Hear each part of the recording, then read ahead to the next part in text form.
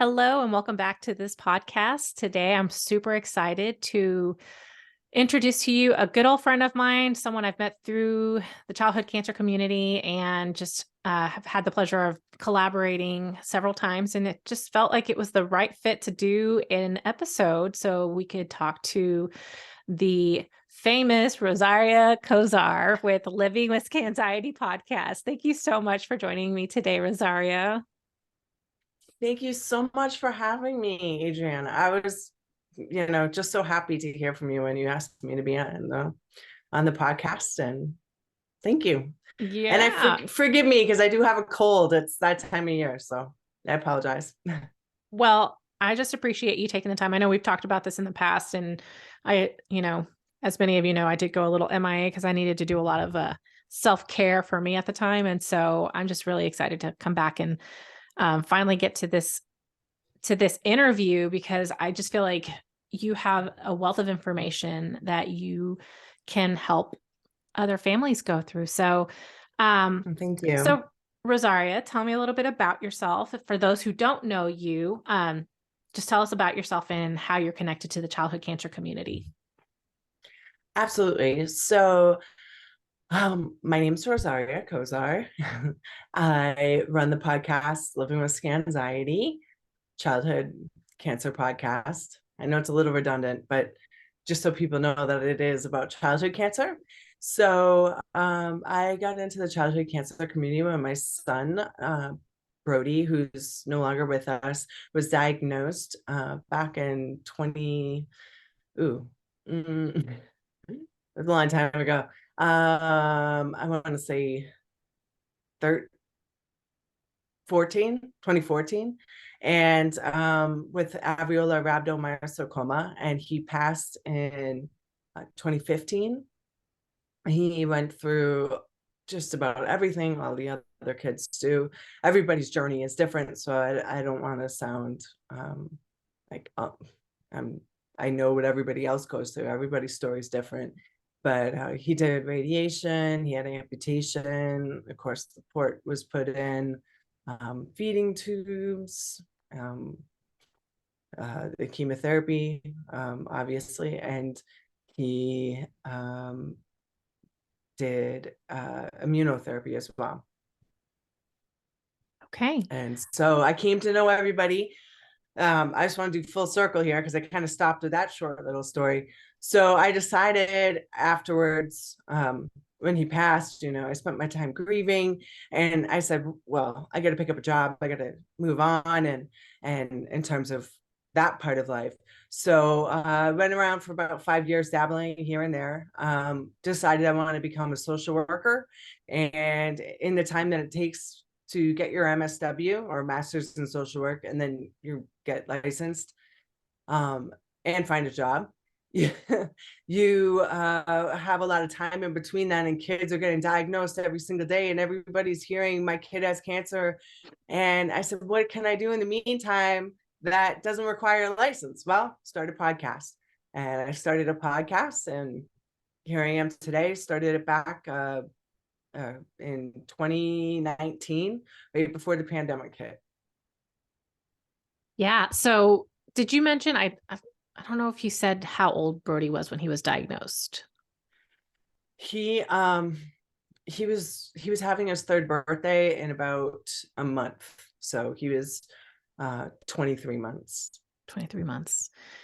Okay. So, um, my kid also had rhabdomyosarcoma, and we just happened to come across each other in the community. But I really want to get down to, in this interview, talking a lot about the mental health aspect, because I think the more we begin to, and I hate saying the word normalize, but the more we begin to normalize the impact that it has on us mentally and emotionally, I think is when we really can help each other start finding ways to cope better during the process. So when your child was diagnosed with cancer, can you tell me a little bit about the emotions that you went through at diagnosis and just that emotional mental health journey from diagnosis through treatment?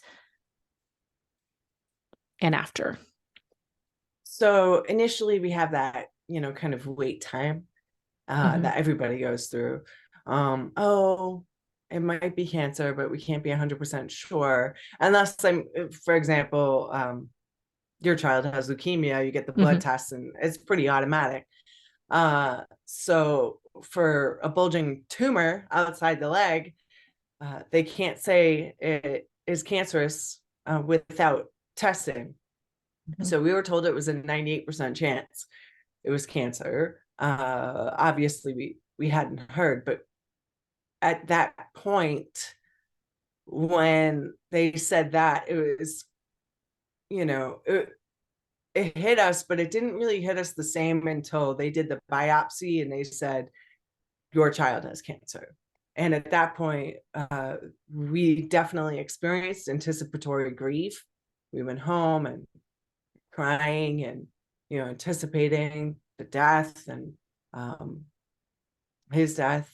It was awful. And strangely enough, my next door, my late next door neighbor, her grandson, who's survived, he had a 2% chance. She came over and she just shook me and she said, look, Rose, you have a son over there, and right now he's seemingly perfectly healthy. uh and when you talk to another cancer parent, you kind of know what that means. They're not healthy Mhm. by any stretch of the imagination, but they can still do things and they're still kids. Mhm. So I just kind of woke up, and yeah, that anticipatory grief was still there, but not to the same degree. So I think it's really important to maybe start bridging a gap between your child has cancer and then this is going to be how we're taking care of it and whatnot, because that anticipatory grief hits so hard. I wish that there could be some type of social worker or a therapist or someone on the not psychosocial, but psychological perspective and mental health perspective in that room with you, and uh, talks to you in a way that, this is normal, this is what it's going to feel like, it and this is what it's called, like put a name to it. So that's Yeah. what we experienced first. Yeah. I think I back on, go ahead. Go ahead. I was going to say, I only know it's anticipatory grief now because of the work I've done after. And if I knew the name beforehand, I think it would have been a little bit more like, okay, this is normal, this is what I'm feeling. Yeah. It's interesting because, a lot of people talk about the first 2 months, they tend to kind of go like you hear commonly 2 to 3 months. They're in the state of shock or just severe depression or just that grief, right? Like I think it's grief. A lot of people like to use the word depression when really what they're Mhm. talking about is grief. And they're in this period of trying to make sense of everything that's going on, adjusting to new changes. And then after the 2 to 3 month mark, you hear people say, it took, after then you get into a routine and you just kind of move forward with it. Not that it becomes like easier, but I feel like maybe we just reach a certain level of um, emotional intolerance at this point where we're like, I talk about this window of tolerance, like where you can stay with the emotion and reasoning and logic.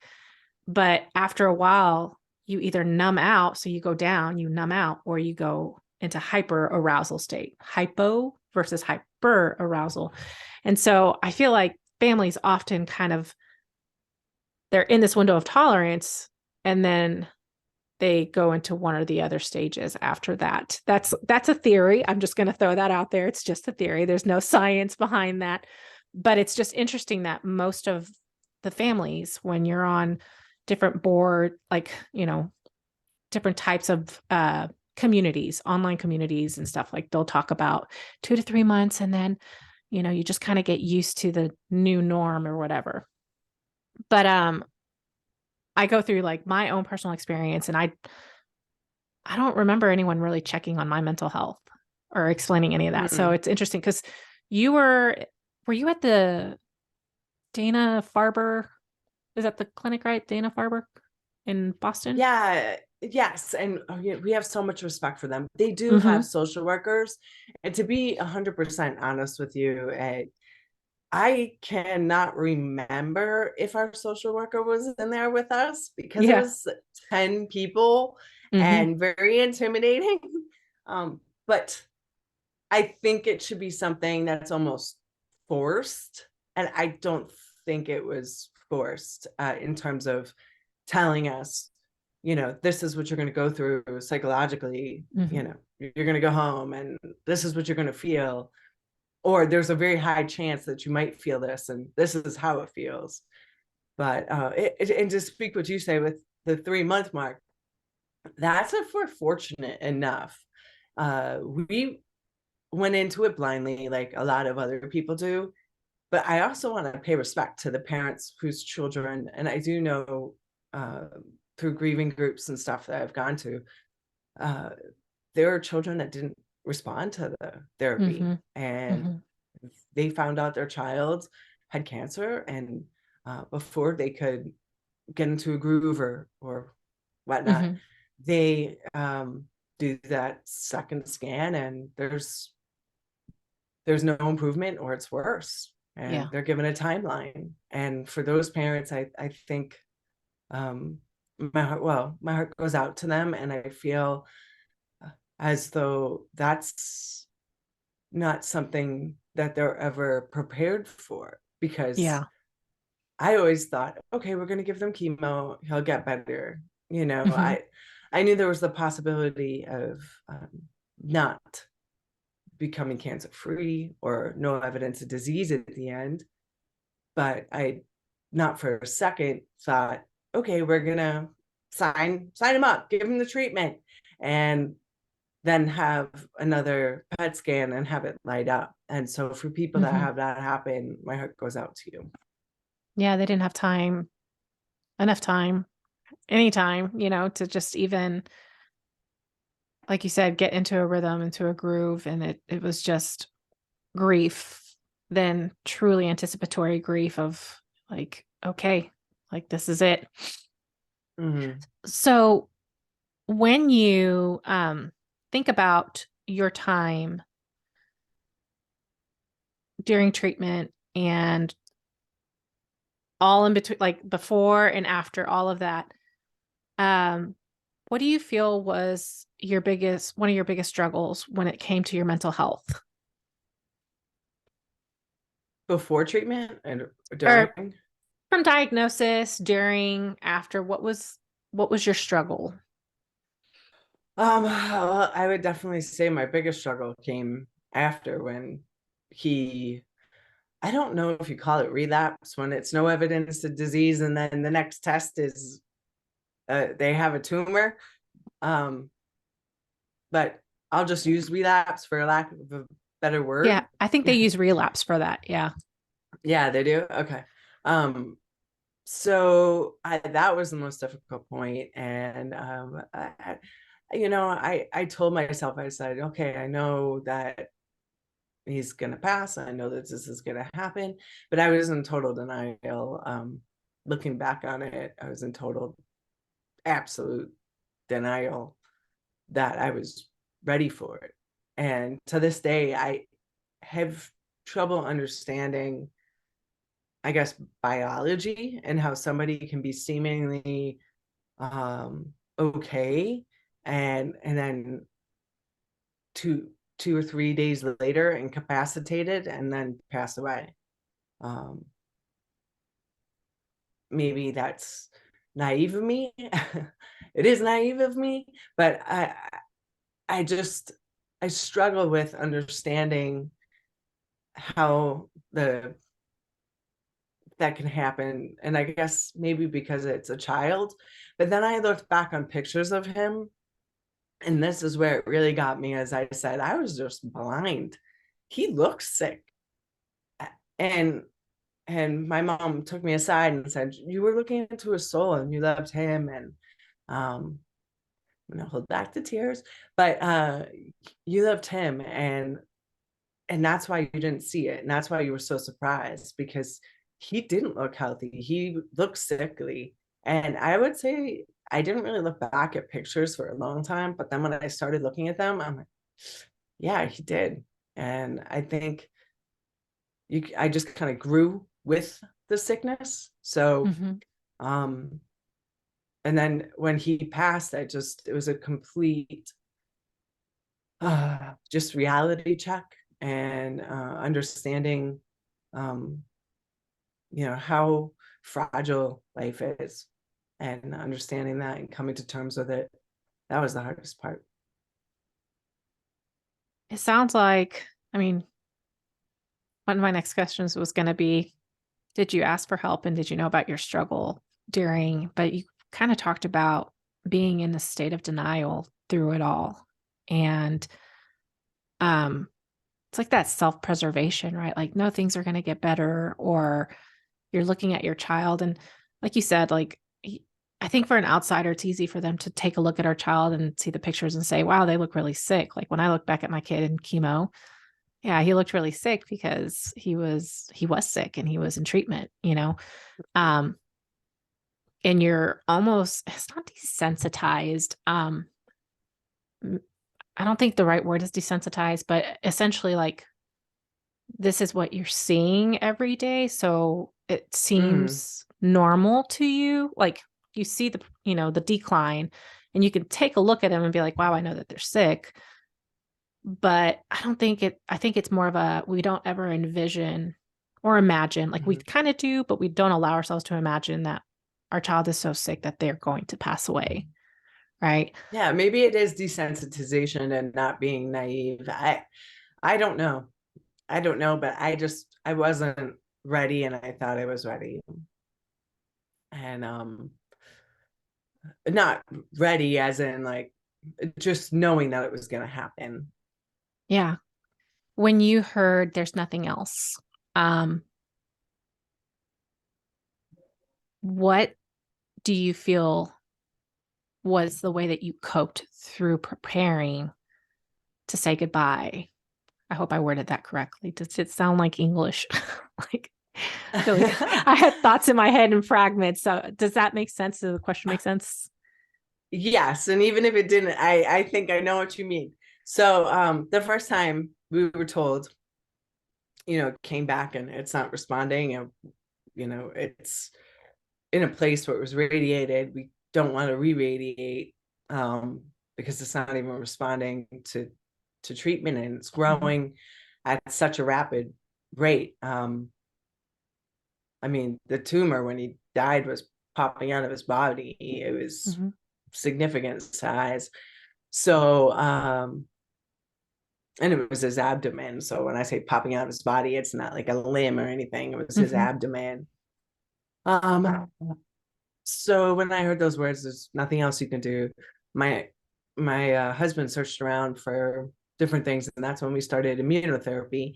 And that gave us extra 2 months. It seemed to be semi-promising. It really started slowing down the growth of the tumor. Mhm. And they said we need to see it stop growing, and then we'll make that decision on radiation. But it just wasn't. And then he got to the point where we had a set, I guess we wrote down boundaries or limits where we're going to stop treatment if XYZ. And those were he had to be able to do such and such in a day. We didn't want him to live in misery Mhm. uh, for and have multiple surgeries and whatnot, with the chance of still not a high chance of Mhm. still not surviving, because the chance was already high that he wasn't going to survive. So we had to make that decision, and that was very, very difficult, even writing that on paper. But then we were just blatantly told, it's going to Mhm. stop. We already had a hospice. Uh, we had Notre Dame PD pals, and they are out of Worcester, Mass. So they helped us during, and with music therapy and art therapy and all these other child life therapists and stuff. And it was fantastic. But then they also have like a hospice program. I want to call it a program because it's separate from that portion of their program. And we really benefited a lot from having him at home.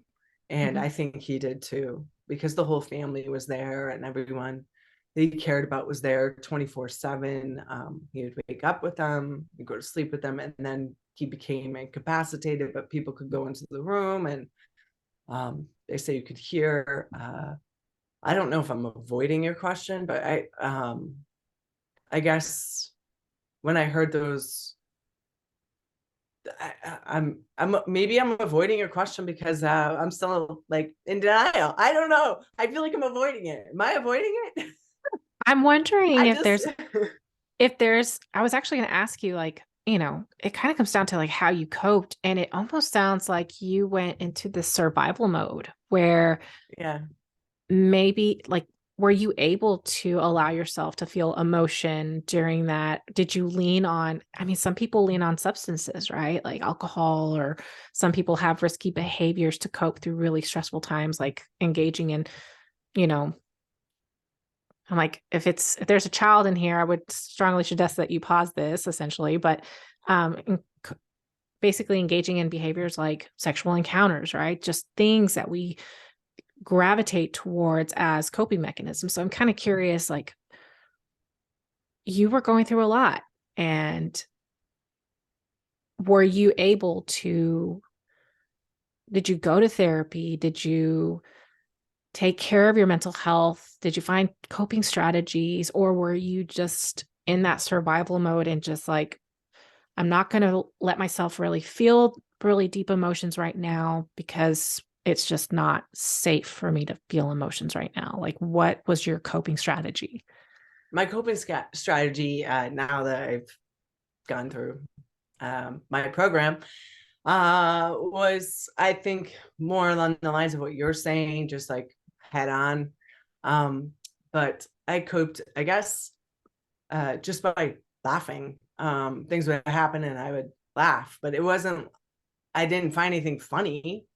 Um, and the therapist was like, are you okay?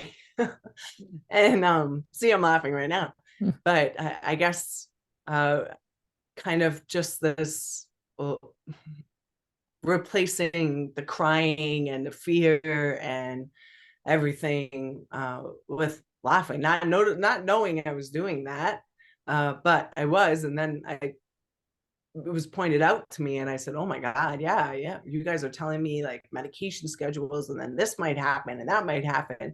And I'm not laughing hysterically, but when they tell me something, I'm like, oh yeah, let's get that done. And never once did I think anything was funny.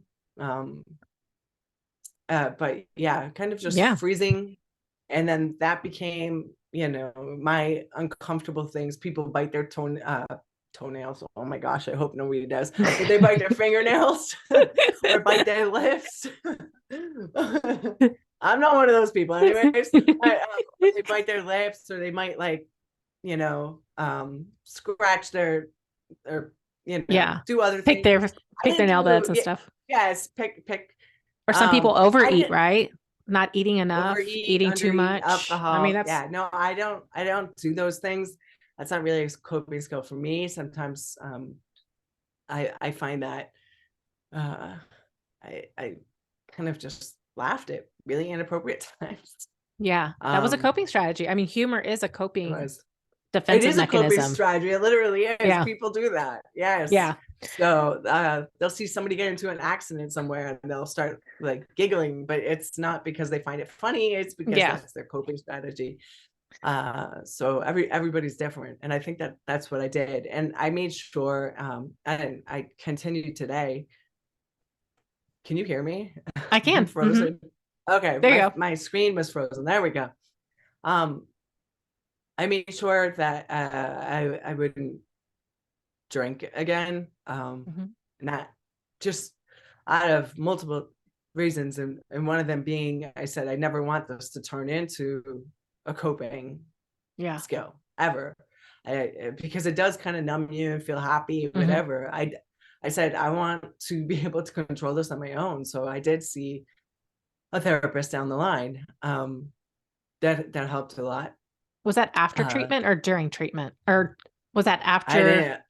I didn't Because have it's time during. after grief, I guess, after your son passed away, right? It was after he passed away. Okay. And yeah, I didn't feel like I really had time to go out and Yeah. find somebody.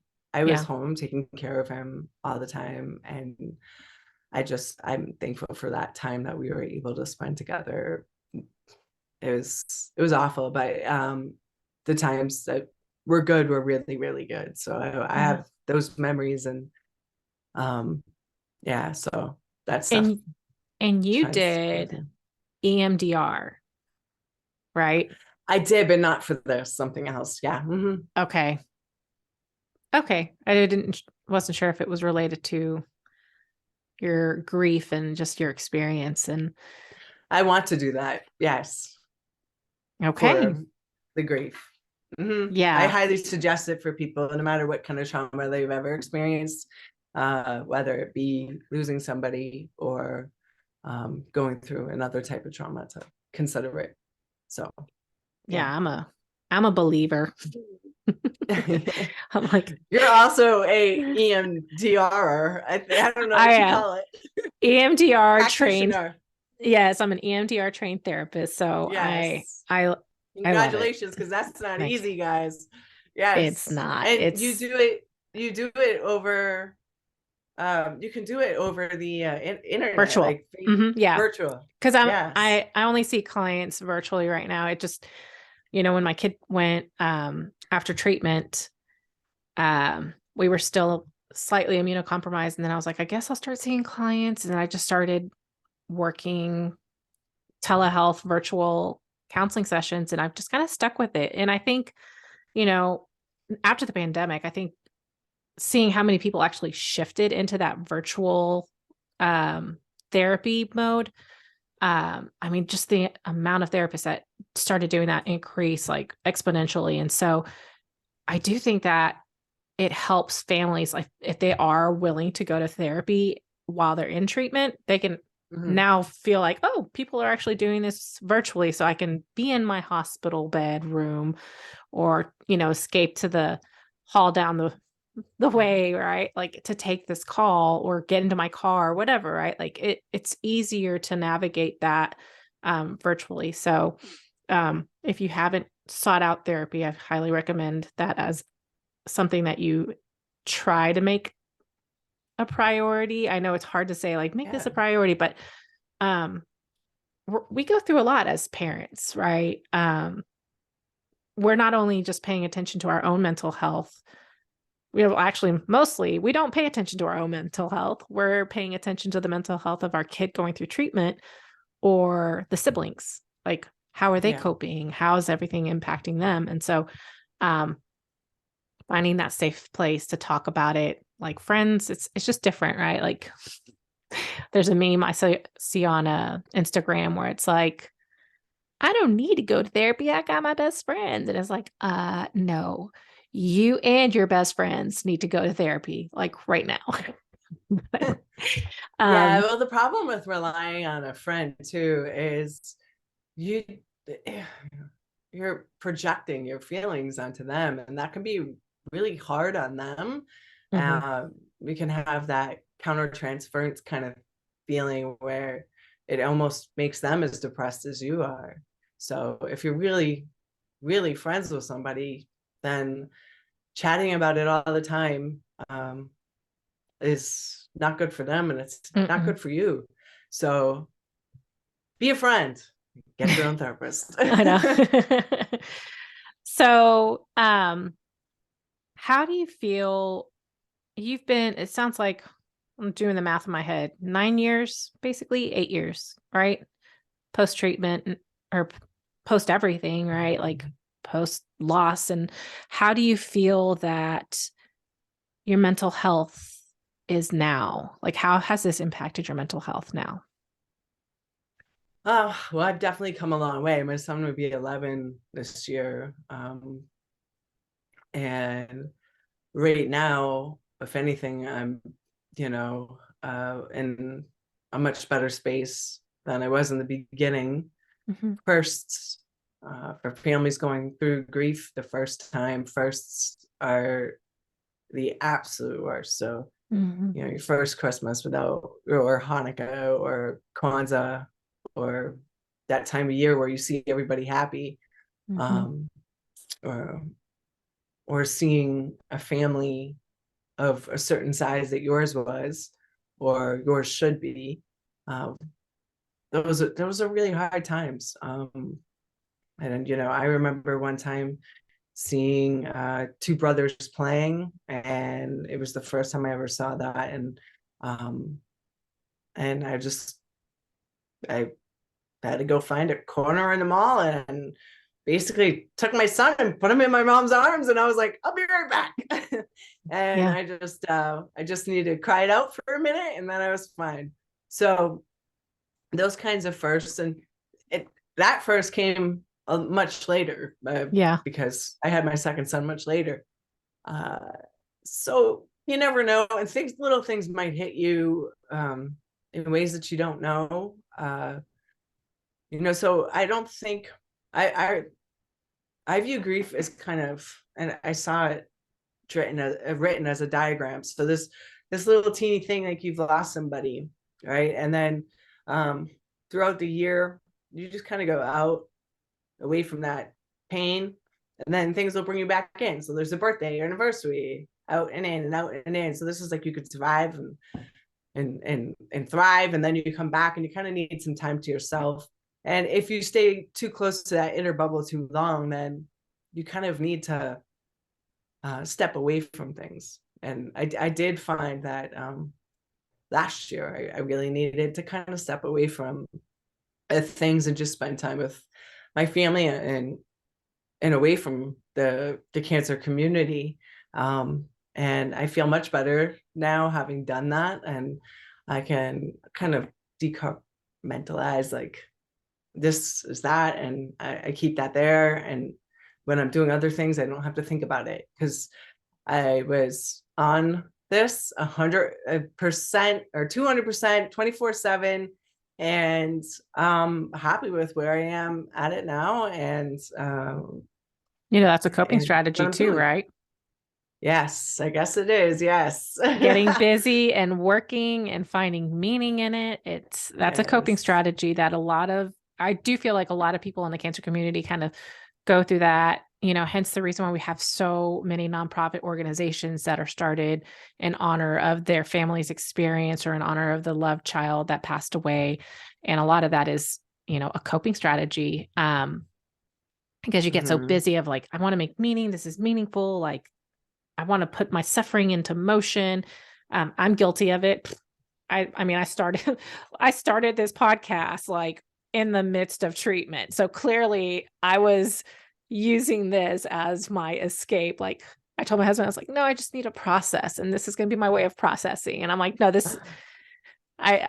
after treatment, I was like, oh, I'm starting to see this, pattern between grief and me getting really busy and like Yes. I'm going to be really productive and do some things and, put meaning behind it and make this meaningful. And yeah, that was my coping strategy was Mhm. avoidance and getting busy. Um, Well, so it's good you took the time off, because you did I that. did, And I you have an did take, excellent podcast, Family Chemotherapy. I actually interviewed you, and that was great. You thank really you. you explained a lot of things, and I think a lot of people I know, because I saw the numbers, got a lot of a lot out of what you had to say, so that's good.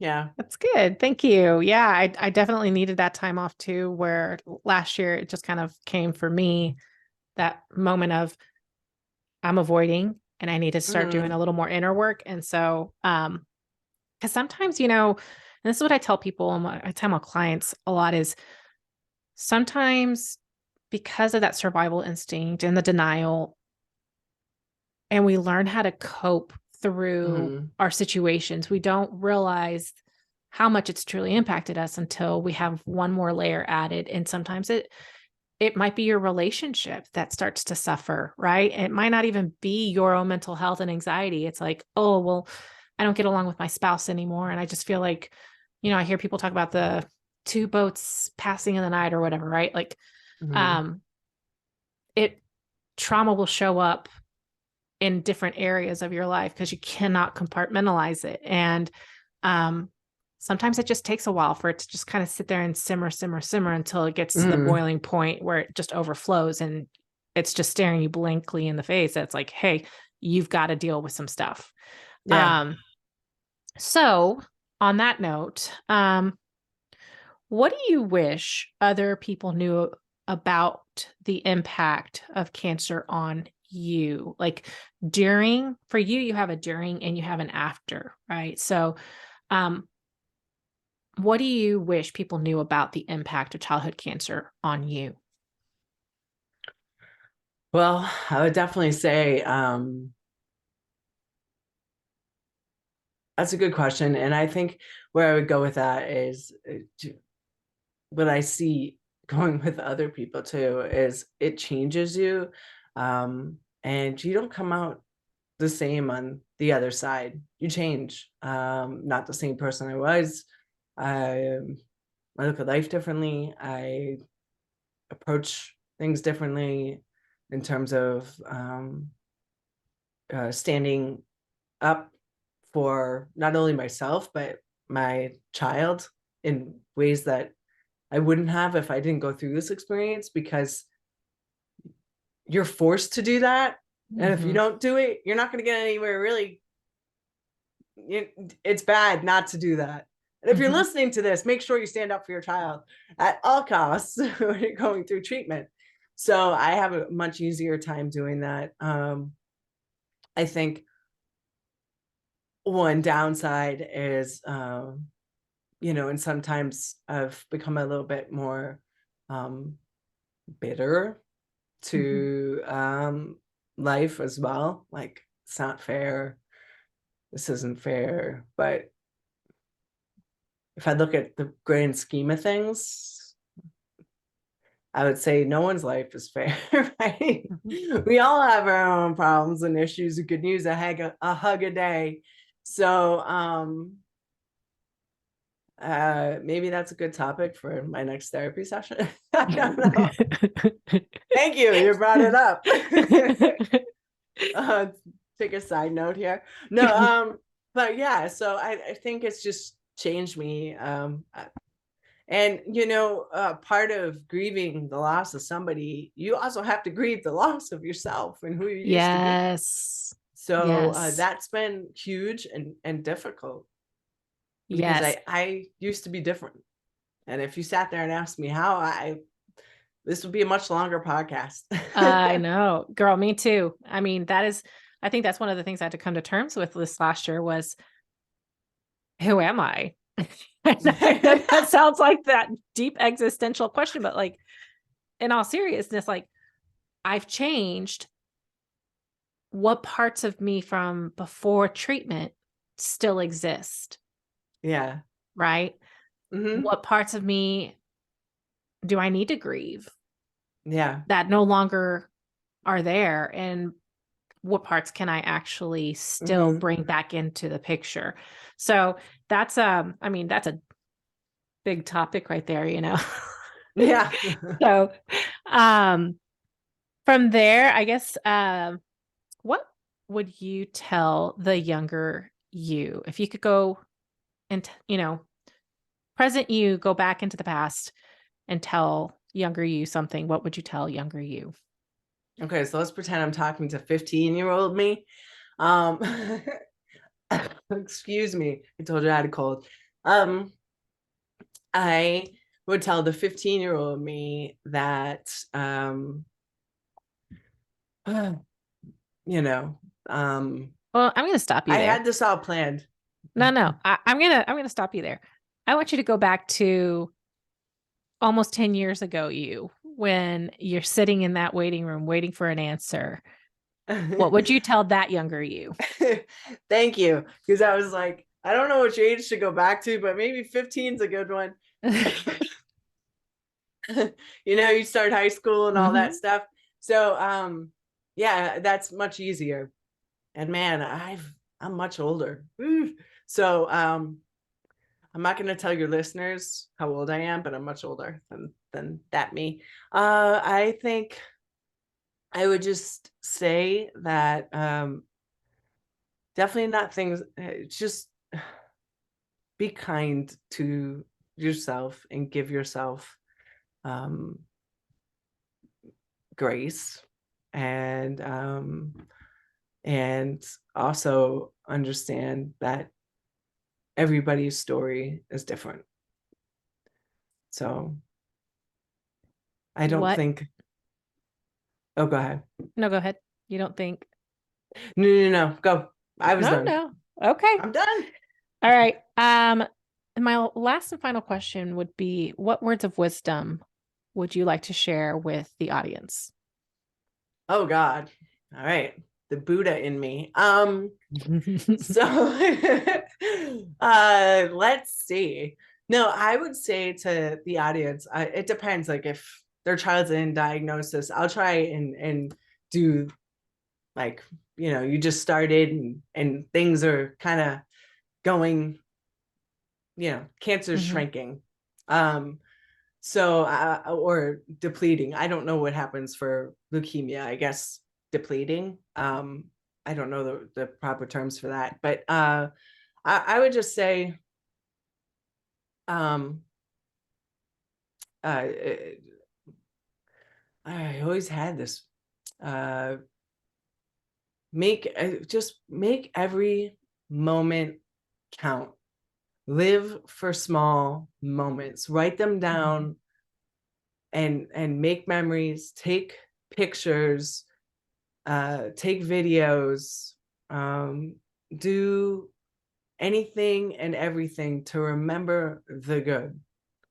And if you're a person that in order to remember the good, you have to write down the bad, then you can do that. But I suggest not letting cancer win. And one way you can make it not win is by just keeping that out of the existence, so to speak, of the memory books and the pages and whatnot. I don't enjoy whatsoever going back and watching him come out of the the procedures or even the pictures where we were, in a hospital room and he was having fun. I don't enjoy those moments watching them. I enjoy watching the moments where, he was at home or surrounded by family, or even if he was in the hospital room surrounded by family, that's better than, just him opening a gift. So long story short, just live for those happy moments and gosh, write them down if you can't take photos. Make sure you always back up the photos. I know that sounds silly, but we lost a bunch of photos. So always have them in multiple places and expect the unexpected and know that you're not alone. Reach out, accept people's offerings, reach out. That's a summary of what I can think of right now.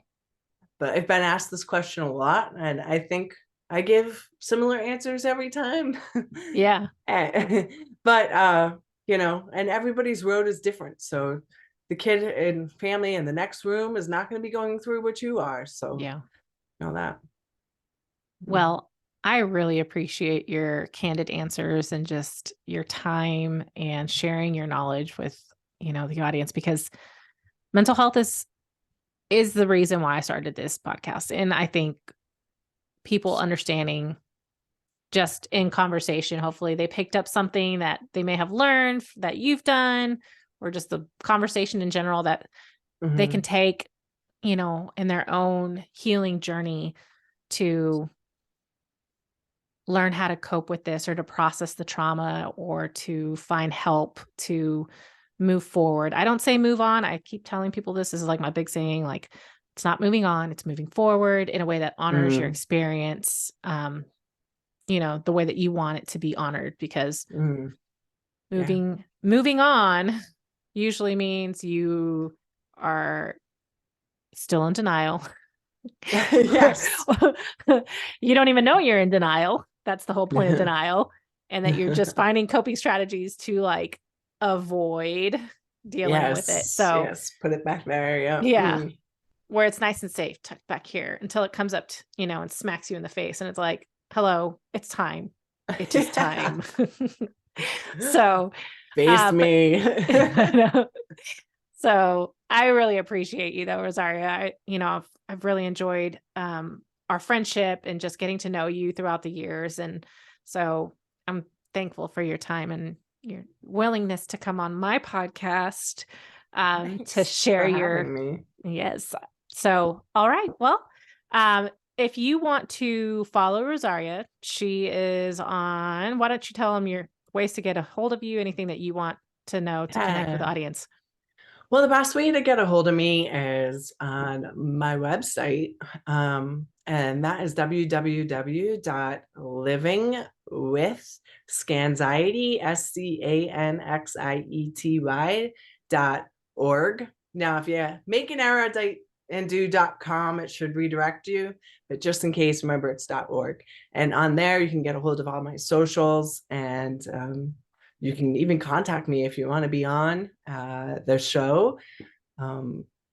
We have really good ratings, and you'll be heard, and you'll be helping people. Definitely, without a doubt, be helping people. So, and I do voice only, so you don't have to be camera. You can be camera shy. That's fine. Very good. If you want Okay. to do a live on Instagram, though, I'll be up for that too, because that's always interesting and how it goes. And so All you let right. me know. Well, thank you so much. And I hope that we continue to collaborate, and I will definitely um, add all of your information in the notes to this podcast so people can just click and link over. So thank you Yeah, so much, perfect. Rosaria. Thank you. Have a great day. You too. Bye.